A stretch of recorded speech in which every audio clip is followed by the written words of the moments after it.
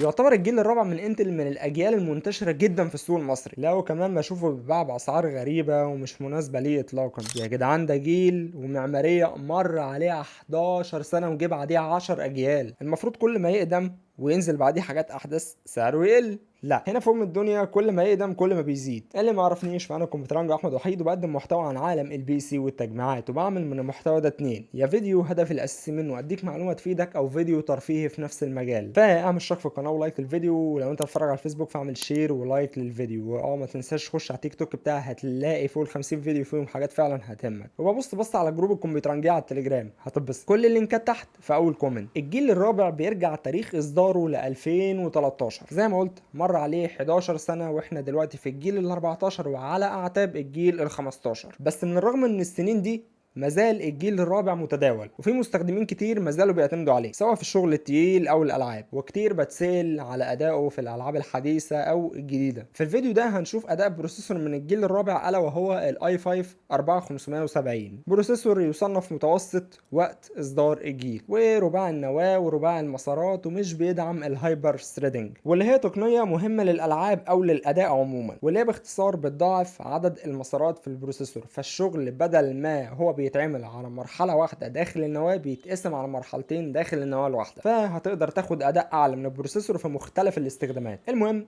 الاي 5 4570 مبني على معماريه هازويل بدقه تصنيع 22 نانومتر، اللي هو انتل دلوقتي بقت بتعتمد على دقه تصنيع 10 نانومتر، واللي بيوصل في وضع التيربو بوست لسرعه 3.6 جيجا هرتز، واللي بيجي بذاكره كاش 6 ميجا بايت. وذاكره الكاش في البروسيسور هي الذاكره السريعه جدا، دورها ان هي تخزن جزء من الداتا من اللي بتيجي من الرامات في البروسيسور، والذاكره دي ليها حجم، واللي هو هنا في الاي 5 4570 6 ميجا بايت بس، وده رقم قليل جدا بالنسبه للاجيال الجديده. كمان الجيل الرابع بيستخدم رامات من نوع الدي دي ار 3، اللي بشكل او باخر بقت قديمه جدا في الوقت العالي وسرعتها وتردداتها قليله. المهم عشان ما اطولش عليكم اكتر من كده، كفاني كلام عن مواصفات البروسيسور ونخش في تجارب الاداء.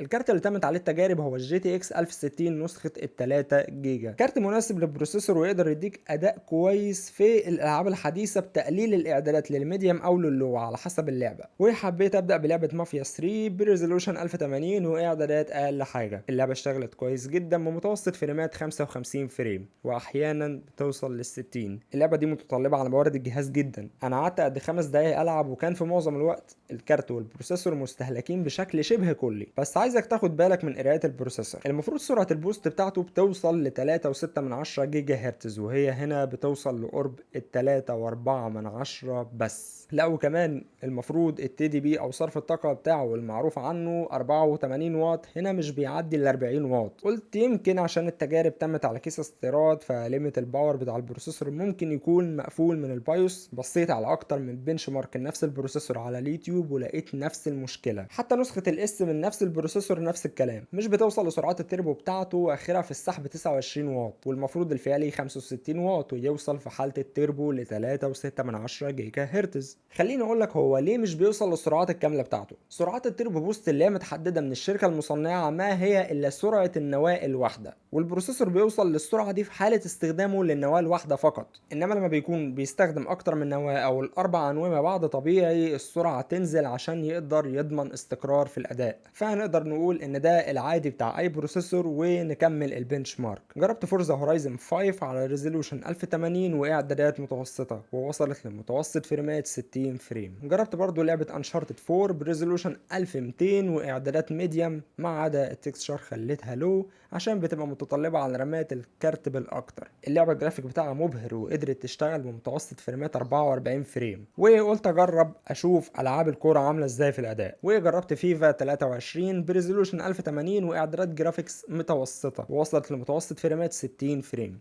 عظيم جدا. وحبيت اتمرجح في نيويورك شويه، وقلت اجرب العب سبايدر مان مايلز موراليس في ريزولوشن 1080 طبعا وميديوم تكستشر، وباقي الاعدادات معظمها على اللو، واللعبه قدرت تجيب متوسط 50 فريم. جربت ريد ديد ريديمشن 2 على ريزولوشن 1080 ومعظم الاعدادات متوسطه، واشتغلت بمتوسط فريمات في الثلاثينات. حبيت اختم باللعبه اللي مش متطلبه على موارد الجهاز بشكل كبير، وهي جي تي اي في ريزولوشن 1080 اعلى اعدادات، والفريمات ما نزلتش عن 60. الملخص ووجهة نظري الجيل الرابع برغم انه قدم ومر عليه الزمن بس ما زال مناسب للالعاب الحديثة، بس مع تقليل الاعدادات ويكون معاك كارت الشاشة كويس يسنده. وحبيت افكركم ان التجارب تمت كمان على بروسيسور متوسط زي الاي 5، والاداء في الالعاب كان مرضي واتبسطت بتجربة اللعب وما واجهتش اي مشاكل. طب لو هنستخدم نفس البروسيسور اللي هو الاي 5 4570 في انتاج المحتوى والمونتاج، هقول لك بصراحه هيسد معاك في حاله اذا كان المونتاج خفافي خفافي قص ولزق يعني على كام ترانزيشن، انما لو شغل موشن وانيميشن وتحريك وماسكينج وكده فللاسف اداؤه مغزي جدا، وغير كده بياخد وقت طويل قوي في الريندر، وده كله بسبب قله المسارات، مفيش هايبر ثريدنج واللي بشكل اساسي برامج الشغل التقيل بتحتاجها، وبتحتاج عدد مسارات اعلى من 4. فنصيحتي ليك لو ناوي تصنع محتوى تجيب الاي 7